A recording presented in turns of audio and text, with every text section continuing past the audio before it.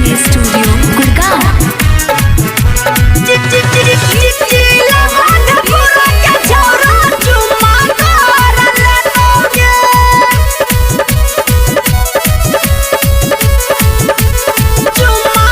तोरा होठवा के लाली छोबे जोर गे रस भरल छो छोरी पोरे पोरे गे तोरा होठवा के लाली छोबे जोर गे रस भरल छो छोरी पोरे पोरे गे तहनल छो पिस्टल छौरी तहनल छो पिस्टल छौरी डोरी पर सटाई तोगे यादो जी के बेटा यादो जी के बेटा छौरी चुम्मा तोरा ले तोगे जिला मधेपुरा के छौरा चुम्मा तोरा ले तोगे यादो जी के बेटा छौरी चुम्मा तोरा ले तोगे।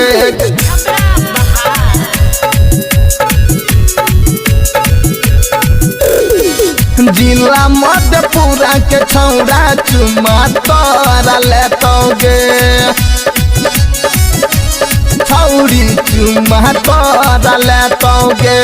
देखी के तोहर जवानी पिउै छो मुहवा से पानी एना नहीं लागे गोरी कमरियापन कवानी कमरियापन कवानी देखी के तोहर जवानी चुए छे मुहवा से पानी एना नहीं लागे गोरी कमरियापन कवानी सहन कल छौड़ी छौरा सहन कल छौड़ी छौरा होरन दबै तोगे यादो जी के बेटा यादो जी के बेटा छौड़ी चुम्मा तोरा ले तोगे जिला मधेपुरा के छौरा चुम्मा तोरा ले तोगे यादो जी के बेटा छौड़ी चुम्मा तोरा ले तोगे।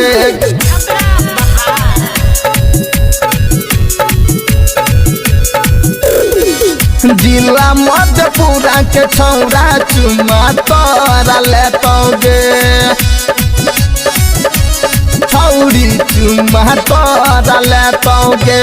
जब से देखलियोगे तोरा मनमा भेल हो बेकाबू तोहरे चक्कर में है छौरी पीटे छे रोजे बाबू पीटे छे रोजे बाबू।